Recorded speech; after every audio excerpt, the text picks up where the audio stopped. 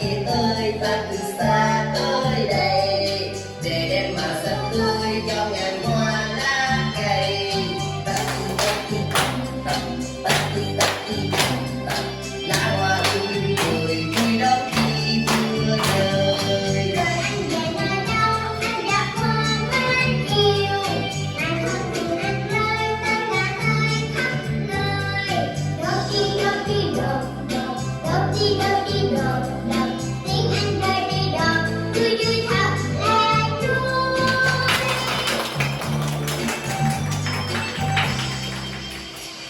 Rồi các con ơi. Dạ. Thế vừa rồi lớp chúng ta thì vừa hát bài Giọt Mưa và em bé biết bài hát nói gì? Về cái giọt gì các con biết không nào? Như cô mời con. Cô giọt mưa ạ. Đúng rồi, giọt mưa. Và giọt mưa khi rơi xuống đất sẽ trở thành Nhi, các con biết không nào? Thanh Nhi, các con nói câu nghe nào? Đúng rồi, khi giọt mưa rơi xuống đất nó sẽ thành nước. Và các con phải ra sao? Ra áo, ra hồ, phải không nào?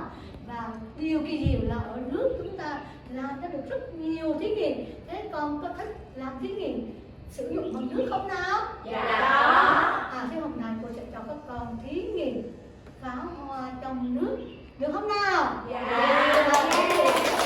Và bây giờ chúng ta hãy lấy vật liệu, miếng vật liệu làm thí nghiệm nào. Cô mời các con về nấuกันạ.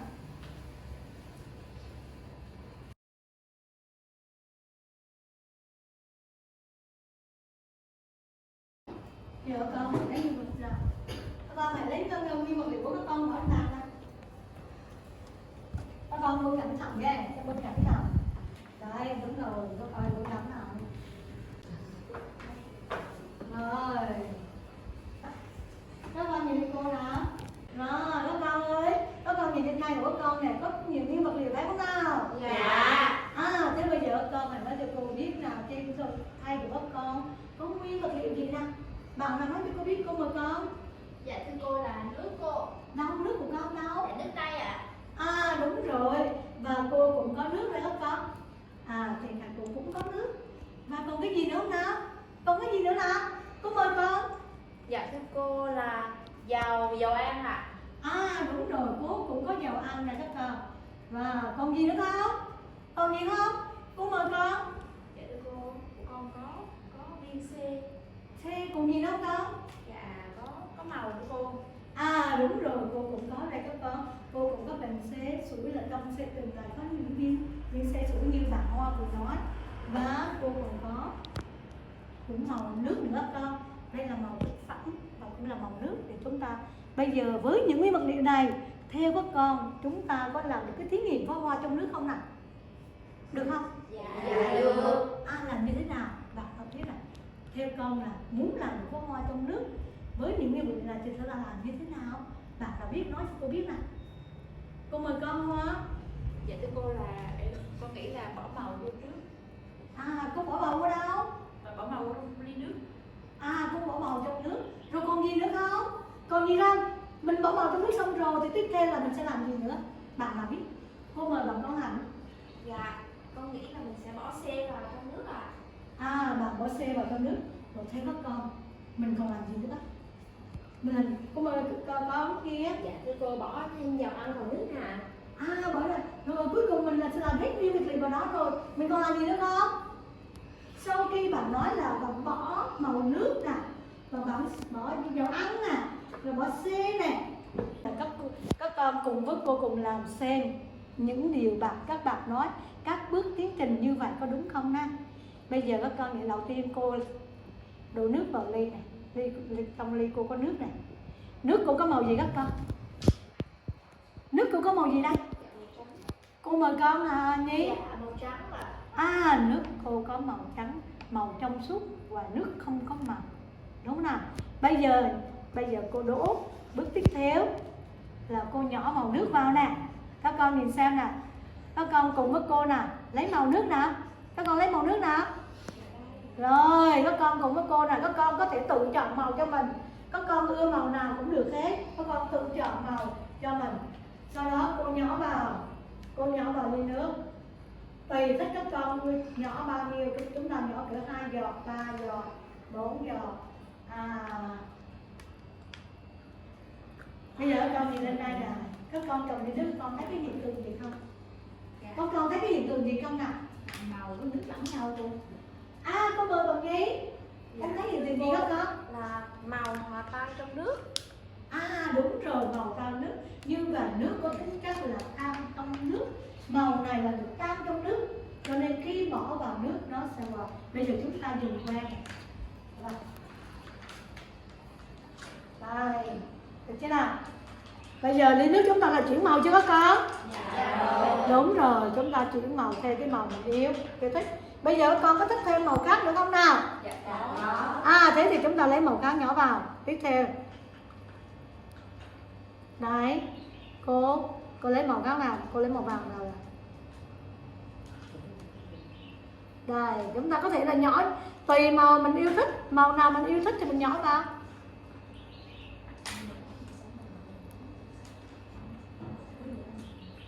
Và như vậy các con thấy màu bây giờ màu của con đã đổi màu chưa các con? Các con nhìn xem ly nước của cô này. Lúc đầu cô có màu xanh, sau đó cô đổ màu hồng, rồi màu vàng nữa. Bây giờ ly nước của cô nó có màu gì các con biết không? Những cái màu này nó hòa tan vào trong nước.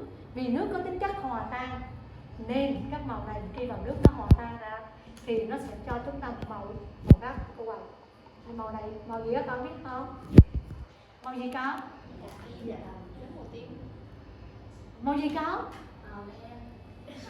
Màu đen. Đúng, các con thì con nhìn xa con thấy màu đen, nhưng mà bây giờ cô Liên nhìn gần vào thì cô Liên thấy màu đà nha. Rồi bây giờ chúng ta màu rồi. Bây giờ đầu tiên tiếp theo làm gì các con biết không nào? Làm gì nào? Tiếp theo có mời con. Dạ thưa cô là bây giờ chúng ta bỏ dầu vào. Để xem đúng không nào? Bây giờ chúng ta bỏ dầu vào. Các con cùng với cô đổ dầu vào nè.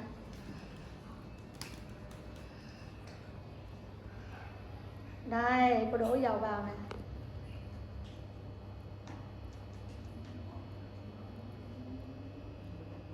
Đây, cô đổ dầu vào. Các con đổ dầu vào đi. Các con đổ dầu vào đi. Các con đổ nhiều vào. Các con đổ nhiều dầu vào. Đổ nhiều dầu vào con. Khi các con đổ nhiều vào thì chúng ta sẽ mới thấy được là cái hiện tượng của nó.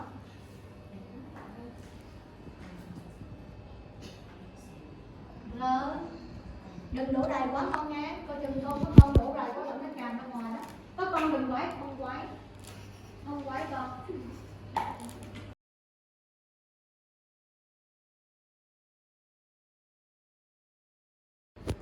Các con ơi, khi các con đổ dầu vào thì các con thấy hiện tượng gì xảy ra nè? Bạn nào cho cô biết nè. Cô mời bạn nhé. Dạ thưa cô là màu dầu nổi trên mặt nước ạ. Con thấy màu dầu nổi trên nước. Và đúng rồi, khi các con đổ vào, tất cả các con có thấy dầu nổi trên mặt nước đó không? Dạ có.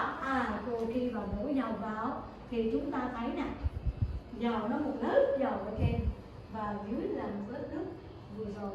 Như vậy các con có biết vì sao mà cái dầu nó nổi lên trên không? Bạn nào biết? Bạn nào biết nói cho cô nào? Cô mời bà Mừng Hiên. Dạ thưa cô vì dầu ăn sẽ nhẹ hơn nước ạ. Đúng rồi, vì dầu nó nhẹ hơn nước và cho nên nó nổi lên trên. Và một điểm nữa là dầu không hòa tan trong nước nên khi đổ vào nó nhẹ và không hòa tan và nó nổi lên trên. Và cuối cùng chúng ta bỏ gì vào nè? Cuối cùng chúng còn nguyên vật liệu cuối cùng đó là gì hả? Còn nguyên vật liệu cuối cùng là cái gì hả con? Xe. Bây giờ tất cả chúng ta cùng bỏ xe vào. Chúng con bỏ vào nè, cô bỏ vào nghe. Đây, cô bỏ xe vào. Wow. Và các con nhìn xem hiện tượng gì xảy ra nào. Đây. Đây, các con cũng bỏ xe vào nào. Đây, các con thấy hiện tượng gì xảy ra các con? Nó sủi lên. Các con thấy nó sủi lên giống cái gì nào? Giống pháo hoa. Đúng rồi, nó sủi lên giống pháo hoa. Cho nên hôm nay chúng ta có thí nghiệm pháo hoa trong nước là vì vậy đó các con. Khi bỏ xe vào nó sủi lên không các con? Rồi các con cùng làm xem nào. Đây, nó sôi sụm nó nào.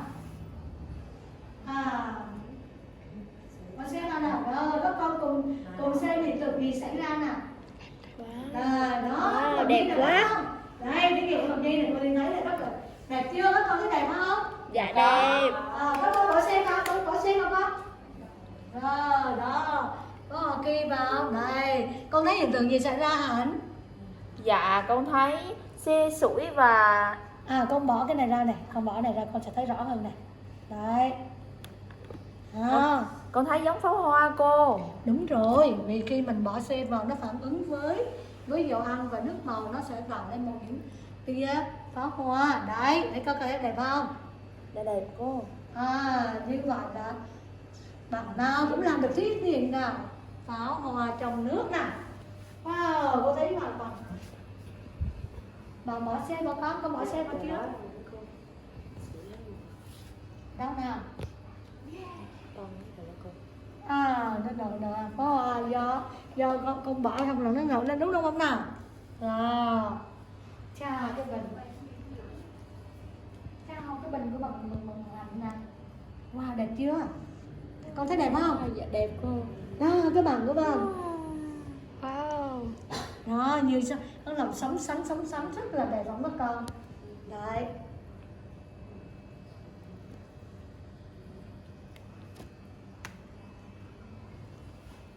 Rồi hôm nay nè các cô thấy các con để là làm được hiện tượng nào thí nghiệm pháo hoa là có giống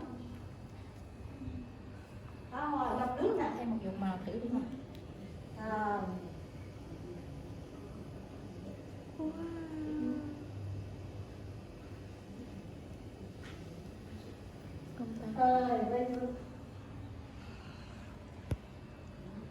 Rồi vừa rồi các con làm rất giỏi này, đã làm được pháo hoa nở trong nước.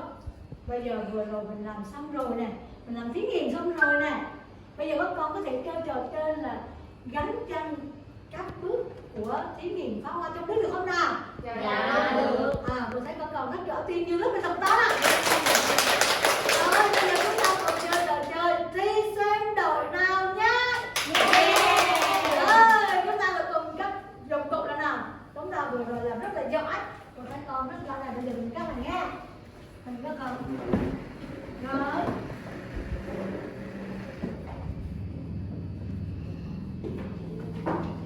Rồi, chơi là bây giờ các con nè. Vừa rồi là cô thấy các con làm thí nghiệm là pháo hoa trong nước rất là giỏi.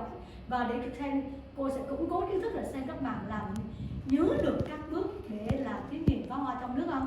Cô sẽ cho lớp mình chơi trò chơi thi xem đội nào nha.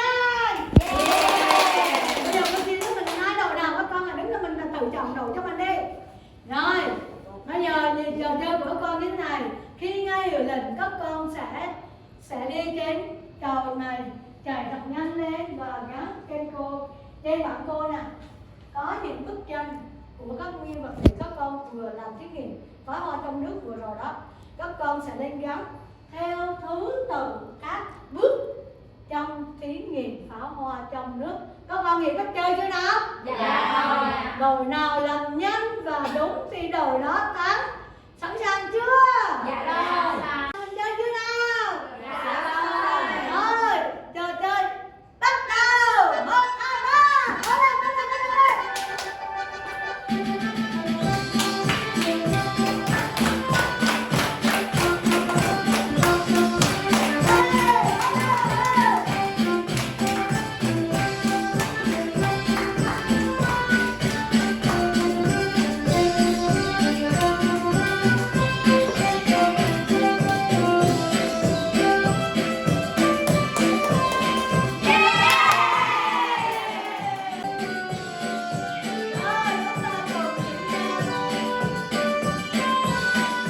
Rồi, vừa rồi nè, cô thấy idol thi đua rất là giỏi. Cô tin như idol đó nè. Và để coi kết quả idol làm có đúng không nào? Bây giờ các con hãy nhìn hết lên bảng của idol mình đi. Các con kiểm tra xem một lần nữa nào. Xem là mình đã chắc chắn chưa nào? Chắc chắn chưa? Dạ rồi. Rồi, bây giờ chúng ta cùng kiểm nghiệm nào. Rồi, trước đầu tiên mình gắn cái gì lên trước bàn, gắn gì lên trước đây? Dạ Đúng rồi, muốn làm thí nghiệm pháo hoa trong nước thì đầu tiên chúng ta phải có nước, sau đó đổ gì vào? Dạ. Sau đó đổ vào nước vào Rồi tiếp theo là chúng ta đổ vào gì nào? Dầu ăn.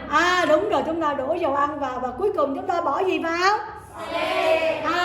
Khi đổ vào xe thì chúng ta có hiện tượng là pháo hoa nở trong nước, rất là giỏi, tuyên dương các bạn ha. Ngày hôm nay là cô đã cho các con làm thí nghiệm pháo hoa trong nước. Bây giờ các con về nhà mình làm cho ba mẹ xem được không nào? Rất giỏi, tuyên dương lớp mình. Bây giờ sẽ làm cho ba mẹ xem nào. Và tiết học hôm nay đến đây là hết rồi. Chúng ta cùng nhau chào các cô nào. Rồi, cô mời các con nghĩ.